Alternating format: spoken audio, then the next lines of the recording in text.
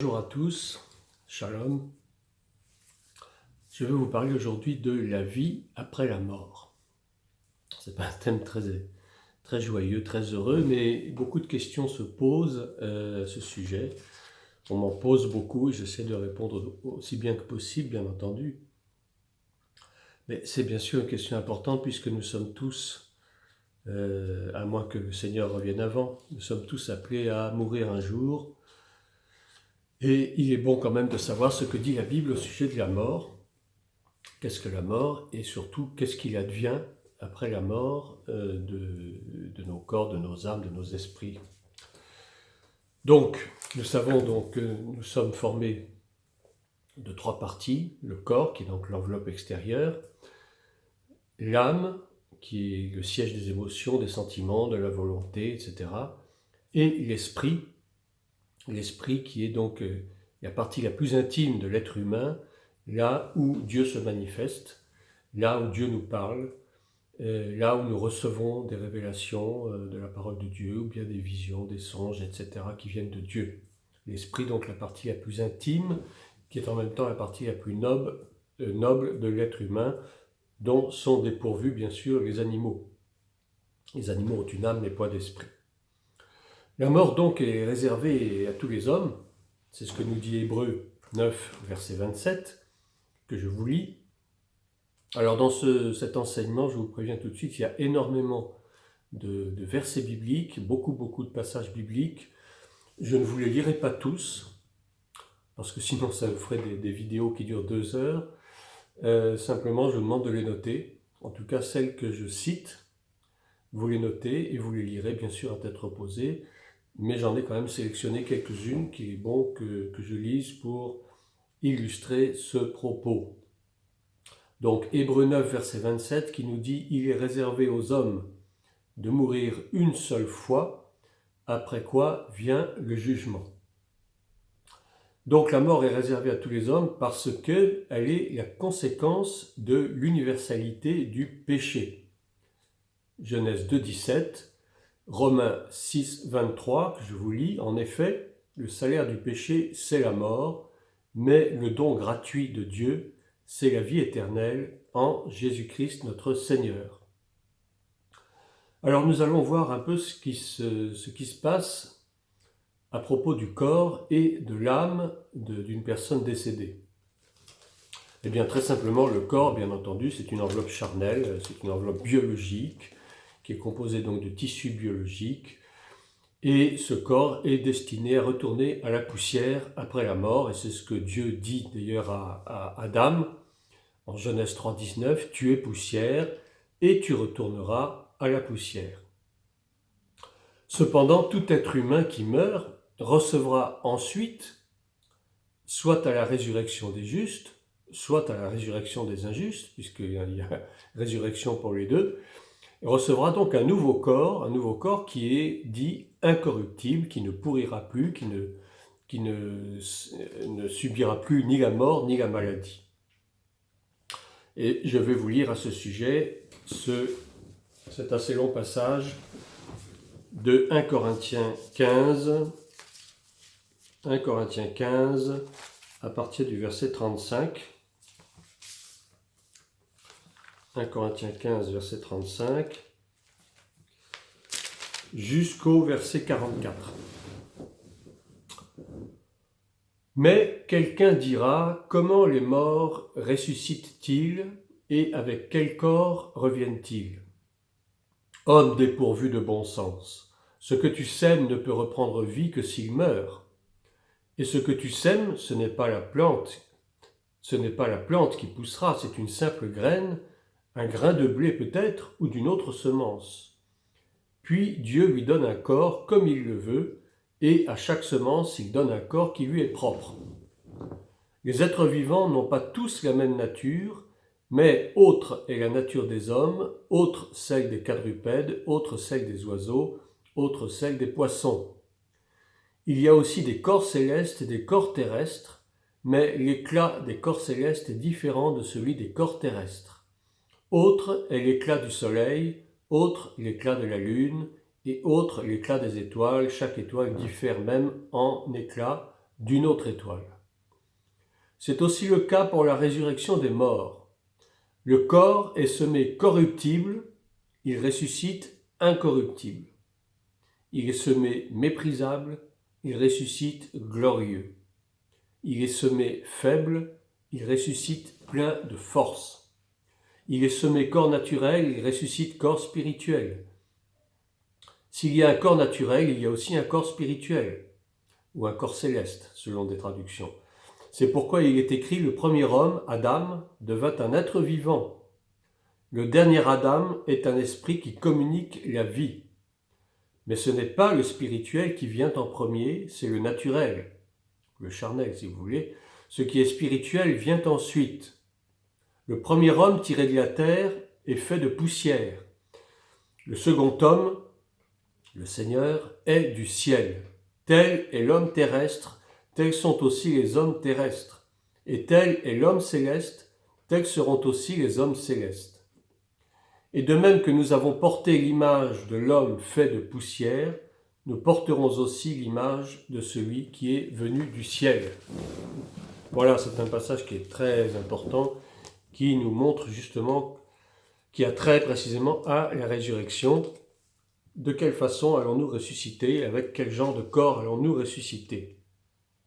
Il y a donc, d'après la Bible, la promesse d'un nouveau corps, mais d'un corps bien supérieur à celui même que nous avons actuellement. Alors maintenant, ce qui concerne l'âme.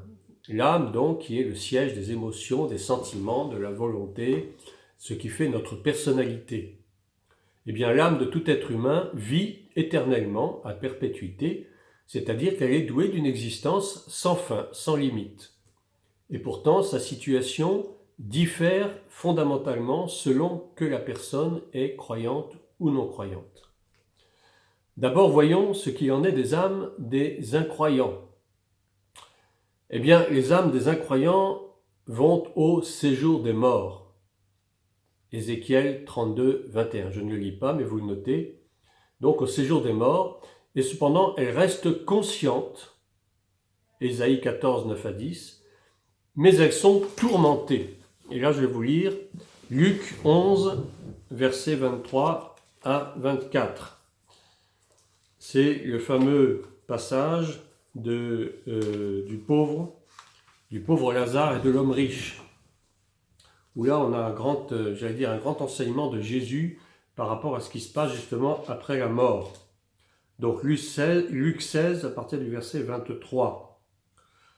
Dans le séjour des morts, en proie à une grande souffrance, il leva les yeux, alors il s'agit de l'homme riche bien sûr, et vit de loin Abraham avec Lazare, donc le pauvre, à ses côtés. Il s'écria: Père Abraham, aie pitié de moi, et envoie Lazare pour qu'il trempe le bout de son doigt dans l'eau, afin de me rafraîchir la langue, car je souffre cruellement dans cette flamme. Vous voyez, il y a des tourments pour l'âme qui vit en état de péché, qui meurt surtout en état de péché. Puisque nous avons toute l'occasion de nous repentir, de purifier nos âmes pendant que nous sommes sur terre, mais donc après la mort, c'est fini. Il n'y a plus moyen de se repentir, c'est terminé, et l'âme qui meurt en état de péché, eh bien, sera tourmentée, dit la Bible, au siècle des siècles. Donc ces âmes ne peuvent pas du tout avoir accès au lieu où se trouvent les âmes des croyants, bien entendu. Il y a une séparation entre les deux endroits. Eh bien, ces âmes vont demeurer dans le séjour des morts jusqu'au moment du jugement dernier, et elles seront ensuite jetées avec leur corps, un corps ressuscité, mais un corps qui sera voué aux ténèbres et aux tourments, dans les temps de feu. Et c'est ce que la Bible appelle la seconde mort, et c'est ce que je vais vous lire en Apocalypse. Apocalypse chapitre 20. Apocalypse chapitre 20, à partir du verset 12.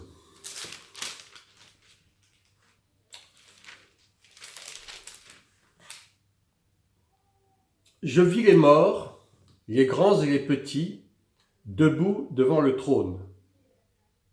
Des livres furent ouverts. un autre livre fut aussi ouvert, le livre de vie. Les morts furent jugés conformément à leurs œuvres, d'après ce qui était écrit dans ces livres.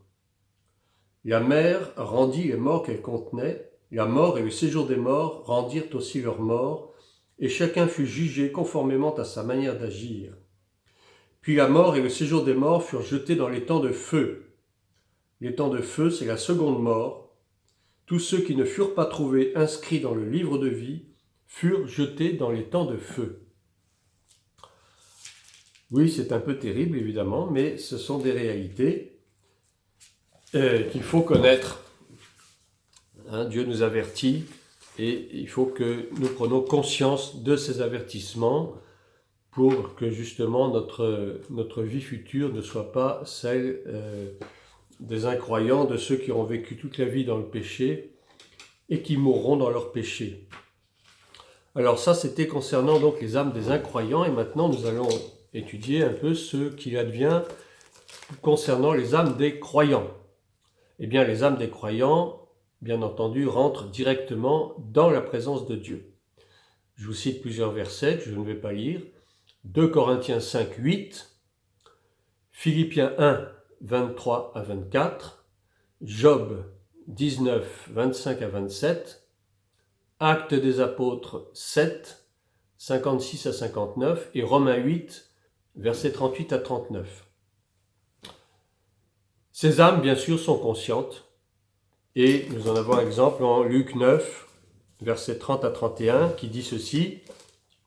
« Et voici que 2 hommes s'entretenaient avec lui, c'est avec Jésus, alors ça se passe sur le mont de la Transfiguration, et voici que 2 hommes s'entretenaient avec lui, c'était Moïse et Élie, apparaissant dans la gloire. » Vous voyez, Moïse et Élie étaient morts, enfin en tout cas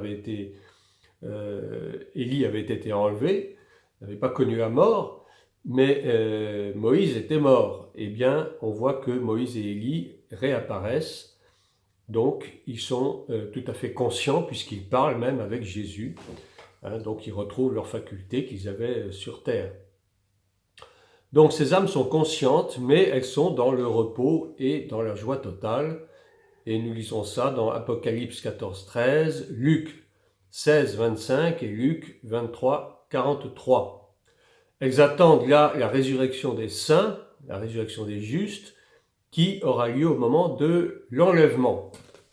Alors, pour ce qui concerne l'enlèvement, je vais vous lire 1 Thessaloniciens 4, à partir du verset 13. Nous ne voulons pas, frères et sœurs, que vous soyez dans l'ignorance au sujet de ceux qui sont morts, afin que vous ne soyez pas dans la tristesse comme les autres qui n'ont pas d'espérance. En effet, si nous croyons que Jésus est mort et qu'il est ressuscité, nous croyons aussi que Dieu ramènera par Jésus et avec lui ceux qui sont morts. Voici ce que nous vous déclarons d'après la parole du Seigneur.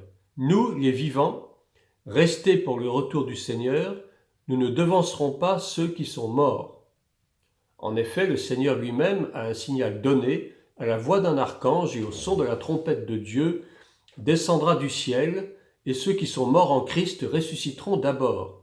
Ensuite, nous, qui serons encore en vie, nous serons tous ensemble enlevés avec eux sur des nuées à la rencontre du Seigneur dans les airs, et ainsi nous serons toujours avec le Seigneur. Encouragez-vous donc les uns les autres par ces paroles. Voilà, ça concerne donc l'enlèvement qui nous permettra bien sûr de jouir pleinement des récompenses promises. Alors il y a beaucoup de commentateurs, de biblistes, de théologiens qui pensent que les croyants qui sont morts, qui sont décédés avant l'œuvre rédemptrice de Jésus-Christ, ont connu une situation différente.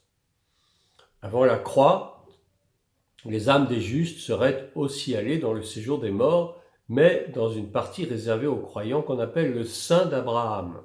Et on retrouve cette notion de Saint d'Abraham dans le fameux passage de Luc 16, 22, qui parle donc de l'histoire du riche et du pauvre Lazare. Et donc ces âmes auraient été délivrées du séjour des morts lors de l'ascension de Christ, Éphésiens 4, verset 8.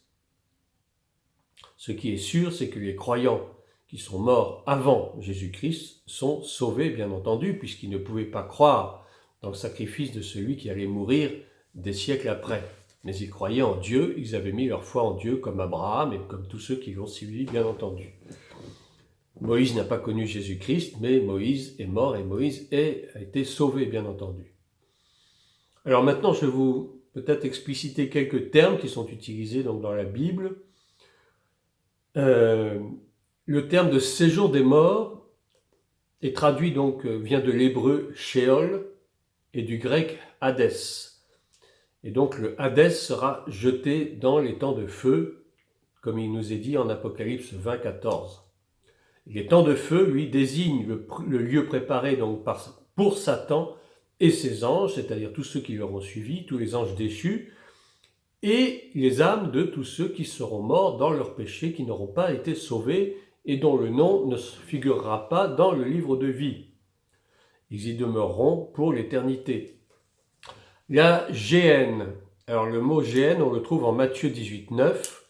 Ce mot vient du nom de la vallée de Hinnom, près de Jérusalem, où avaient lieu des sacrifices humains et où étaient brûlées les saletés, les ordures de la ville. C'était une déchetterie, si vous voulez. Ce terme désigne donc un lieu de malédiction. On le trouve en 2 Chroniques 33, 6 et dans Jérémie 7, 31. Un lieu de souffrance également. Marc 9, 47 à 48. Et il correspond, sur le plan terrestre, à les temps de feu. Les temps de feu, donc, qui aura lieu, bien sûr, dans lequel seront jetés donc, tous les damnés. Alors, le mot « enfer » n'est pas utilisé dans la Bible. Ça, je vous le rappelle quand même. Le mot « paradis ». Paradis signifie parc ou jardin d'agrément. Il figure bien dans la traduction grecque de l'Ancien Testament en Genèse 2, verset 8. Dans le Nouveau Testament, il est mentionné en Luc 23, 43, 2 Corinthiens 12, 4 et Apocalypse 2, 7, où il désigne un lieu de grande joie et de félicité réservé aux croyants. Enfin, le terme « le Saint d'Abraham », dont nous avons parlé tout à l'heure, que l'on retrouve en Luc 16, 22, c'est une expression qui est utilisée par Jésus qui se réfère en fait à une coutume juive concernant les repas communautaires. Les invités ou les convives étaient à demi couchés, accoudés sur des divans, un peu comme étaient les Romains d'ailleurs à l'époque, les uns à côté des autres, en biais. Ainsi, la tête de chaque personne était proche de la poitrine de celle qui était placée auprès d'elle.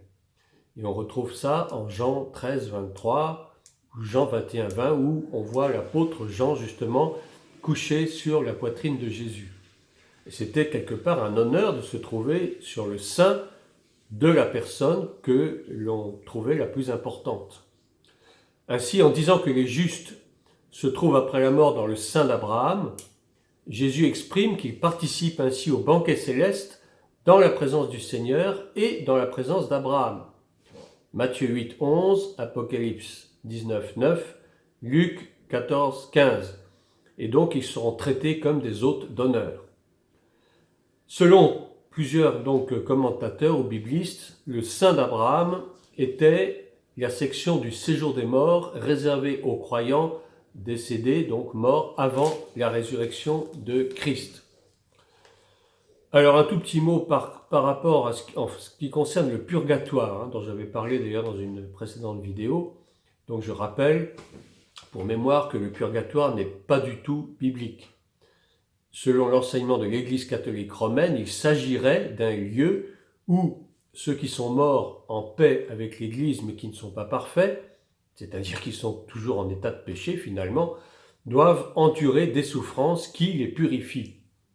Ce séjour au purgatoire durerait jusqu'à ce que la peine de tous les péchés soit purgée, d'où le nom purgatoire, mais serait abrégé par les prières et les dons matériels des vivants, ce qui est totalement absurde et anti-biblique. Parce qu'en réalité, l'œuvre de Christ est elle-même toute suffisante. C'est ce que nous dit Hébreux 7, 25, Hébreux 10, 14, Hébreux 10, 19 à 20. Christ est mort sur la croix une fois pour toutes pour nous racheter du péché et de la mort, et aucune œuvre humaine ne peut remplacer l'œuvre de Christ. Même l'histoire du brigand à la croix, qui était donc crucifié à côté de Jésus, qui s'est repenti, a pu entrer directement au paradis sans passer par un quelconque purgatoire ou je ne sais quel endroit qui serait inventé, un peu pour faire plaisir aux religieux qui pensent qu'on peut être sauvé quand même, finalement. Alors maintenant, nous allons étudier ce qui se passe après la mort. La Bible révèle solennellement la différence extrême et définitive qui existe entre l'avenir éternel de ceux qui ont refusé le salut et l'avenir réservé à ceux qui l'ont accepté. Donc les perdus, ceux qui sont morts en état de péché, ou les damnés si vous voulez, passeront l'éternité donc dans les temps de feu préparés pour le diable et ses anges que nous trouvons en Apocalypse, Apocalypse 19, 20, Apocalypse 20, 10, 20, 12 à 15, etc. Tous ceux qui se seront rebellés contre Dieu et qui seront restés sous l'emprise de Satan partageront l'éternité avec leur maître, avec lui. L'état du perdu sera caractérisé par plusieurs points. D'abord, l'éloignement conscient de Dieu qui le plongera dans les ténèbres. Et on trouve ça dans 2 Pierre 2, verset 17 que je vous lis. Ces gens-là sont des sources sans eau, des nuages poussés par la tempête. L'obscurité des ténèbres leur est réservée pour l'éternité. Alors il dit ces gens-là, en fait, de qui s'agit-il ? Eh bien, il s'agit de tous ceux qui auront refusé Christ. Il s'agit également des faux prophètes, des faux docteurs et bien entendu des faux chrétiens. Deuxième état, c'est un état de souffrance. Apocalypse 14, 10 à 11, Luc 16, 23 à 24. Une souffrance dans une fournaise ardente qui nous est décrite dans Marc, chapitre 9. Je vais vous lire. Marc chapitre 9, versets 43 à 48.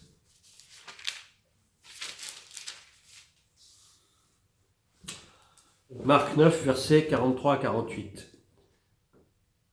Si ta main te pousse à mal agir, coupe-la. Mieux vaut pour toi entrer manchot dans la vie que d'avoir les 2 mains et d'aller en enfer ou dans la géhenne. Dans le feu qui ne s'éteint pas, là où le ver ne meurt pas et où le feu ne s'éteint pas. Si ton pied te pousse à mal agir, coupe-le, mieux vaut pour toi entrer boiteux dans la vie que d'avoir les 2 pieds d'être jeté dans la géhenne, dans le feu qui ne s'éteint pas, là où le ver ne meurt pas et où le feu ne s'éteint pas. Et si ton œil te pousse à mal agir, arrache-le, mieux vaut pour toi entrer dans le royaume de Dieu avec un seul œil que d'avoir 2 yeux, d'être jeté dans la géhenne, là où le ver ne meurt pas et où le feu ne s'éteint pas. Donc une souffrance terrible. Et une souffrance permanente et éternelle. C'est ça le pire. Ce qu'on a du mal à s'imaginer, ce que cette souffrance va être, parce qu'elle va durer non pas des siècles, non pas des millénaires, mais l'éternité. Et je crois que vraiment l'imagination humaine a du mal à se représenter ce que c'est que de souffrir pour l'éternité. Ça devrait nous faire réfléchir. Ensuite, un état de pleurs et de grincement de dents. Luc 13, 28. Tribulation et angoisse, opprobre et honte. Et bien sûr, la fin de toute espérance, car aucun changement n'est plus possible. C'est définitif, malheureusement. C'est éternel, ça n'est pas pour un temps seulement. La plus dure des réalités, justement, c'est que cet état n'aura jamais de fin. Et la parole de Dieu ne laisse aucunement entendre que la situation des perdus ou des damnés pourrait se modifier éventuellement, et les mêmes termes sont utilisés pour désigner la durée du châtiment du perdu et la durée de la vie du sauvé. Matthieu 25, 46. Il est question d'une ruine éternelle, de honte éternelle, de châtiment éternel, de feu éternel ou de flammes éternelles. Matthieu 25, 41, Ésaïe 33, 14. Il est question de feu qui ne s'éteint point et de ver qui ne meurt point, nous venons de le lire, et de tourments au siècle des siècles. Apocalypse 14, 11, que je vous lis. La fumée de leur tourment monte au siècle des siècles, et ils n'ont de repos ni jour ni nuit. Ceux qui adorent la bête et son image, et tous ceux qui reçoivent la marque de son nom. Bien entendu, ceux qui adorent la bête, ce sont des damnés. Et d'une façon générale, tous ceux qui vivent dans le péché, c'est comme si, quelque part, spirituellement, ils adoraient déjà l'image de la bête. Cette bête que nous ne voyons pas encore, qui est en train de se profiler à l'horizon. Mais, j'allais dire, l'esprit de la bête, qui est en fait l'esprit de l'Antéchrist, c'est l'esprit du péché, c'est le mystère de l'iniquité, ce mystère de l'iniquité auquel nous goûtons à chaque fois que nous péchons, à chaque fois que nous nous détournons du Seigneur, à chaque fois que nous manquons le but en commettant des choses qui ne sont pas à sa gloire. Et maintenant, nous allons voir, pour terminer, l'avenir du sauvé, l'avenir éternel du sauvé. Donc pour les croyants, ceux qui seront restés fidèles, Dieu a préparé une place où ils seront avec lui pour l'éternité, et il le dit à ses disciples en Jean 14, 2 à 3. Je vous ai préparé une place, il y a plusieurs demeures dans la maison de mon Père, je vous ai préparé une place. Et cet endroit qu'on appelle également les nouveaux cieux et la nouvelle terre, ou encore la nouvelle Jérusalem, ou encore le paradis, ou un nouvel Éden. Et je vais vous lire ces différents passages que l'on trouve dans Apocalypse 21. Apocalypse 21, à partir du premier verset. Puis je vis un nouveau ciel et une nouvelle terre, car le premier ciel et la première terre avaient disparu, et la mer n'existait plus. Je vis descendre du ciel d'auprès de Dieu la ville sainte, la nouvelle Jérusalem, préparée comme une mariée, comme une épouse, qui s'est faite belle pour son époux. J'entendis une voix forte venant du ciel qui disait « Voici le tabernacle de Dieu parmi les hommes. Il habitera avec eux, ils seront son peuple et Dieu lui-même sera avec eux. Il sera leur Dieu. Il essuiera toute larme de leurs yeux. La mort ne sera plus, et il n'y aura plus ni deuil, ni cri, ni douleur, car ce qui existait avant a disparu. » Alors quel sera l'état de ceux qui seront sauvés, des enfants de Dieu, des amis de Dieu, je dirais même mieux? Eh bien, ils seront dans la présence de Dieu éternellement. Apocalypse 21, 3, on vient de le voir.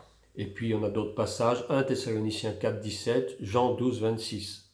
Ils seront dans la lumière, Colossiens 1, 12, Apocalypse 22, 5, etc. Semblables au Seigneur, 1 Jean 3, verset 2. Participants de la gloire de Dieu, Romains 8, 17, 1 Pierre 5, 1, 1 Thessaloniciens 2, 12. Ils seront dans la joie, ils seront hors d'atteinte désormais des larmes, des cris, des douleurs, du deuil, de la mort, nous venons de lire dans l'Apocalypse. Ils seront délivrés du péché, de la souillure et du mensonge. Apocalypse 21, verset 27. Il n'entrera chez elle, c'est-à-dire dans la nouvelle Jérusalem, rien de souillé, ni personne qui se livre à des pratiques abominables et aux mensonges. Il n'entrera que ceux qui sont inscrits dans le livre de vie de l'agneau. Alors le mensonge, pourquoi le mensonge principalement? Eh bien parce que tout simplement, Satan étant le père du mensonge, tous ceux qui se livrent au mensonge sont des enfants de Satan et donc par conséquent risquent, en mourant et en restant dans ces péchés-là, d'être directement emmenés donc dans le lieu où Satan lui-même sera jeté, c'est-à-dire les temps de feu. Mais dans la Nouvelle Jérusalem, tout est parfait, tout est merveilleux, tout est magnifique. Il n'y a plus rien qui fasse du tort à qui que ce soit. Et surtout, il n'y a plus de mensonges, bien entendu. Ils seront saints, ils seront parfaits, ils seront donc délivrés des maladies et des infirmités et seront associés pour l'éternité au règne de Dieu, le règne éternel qui n'a ni commencement ni fin. Et la durée, bien sûr, de cet état, c'est que ce bonheur n'aura jamais de fin, il est perpétuel, pas perpétuel, mais éternel, oui, perpétuel si vous voulez. Dieu accorde donc la vie éternelle, le salut éternel, la rédemption éternelle un héritage éternel, la gloire éternelle et l'entrée dans un royaume éternel. L'Église sera toujours avec le Seigneur, en tout cas l'épouse, et régnera avec lui au siècle des siècles. Apocalypse 22, 5, Daniel 7, 18. Et donc, son seul travail, je dirais, ce sera de glorifier Dieu au siècle des siècles et de se réjouir avec tous les saints, tous ceux qui nous auront précédés, de célébrer éternellement la gloire de Dieu, de vivre dans la paix, dans l'abondance, de vivre de tout ce qu'il y a de bon et merveilleux dans cet endroit magnifique que beaucoup prétendent avoir déjà visité. Bon, je veux bien le croire. Dieu, s'il veut le révéler à certaines personnes, pourquoi pas. Pour ma part, je ne l'ai jamais visité. Mais je crois que d'après la parole de Dieu, c'est effectivement un endroit merveilleux. On n'entendra plus ni pleurs, ni cris, il n'y aura plus de prison, il n'y aura plus d'hôpitaux, il n'y aura plus de médecins, on n'aura plus besoin de policiers, il n'y aura plus de délinquance. Ce sera un endroit parfait, tout ce qui est un peu plus parfait que Dieu peut créer, parce que Dieu lui-même est parfait. Il est la source de toute perfection et il veut nous rendre parfaits comme lui-même est parfait, afin que nous puissions un jour bénéficier, jouir pleinement et éternellement de cette perfection à ses côtés, aux côtés de notre Seigneur. Voilà, c'était donc un petit exposé sur ce qu'est la mort et ce qui se passe après la mort. À très bientôt pour un prochain enseignement. Soyez bénis, shalom.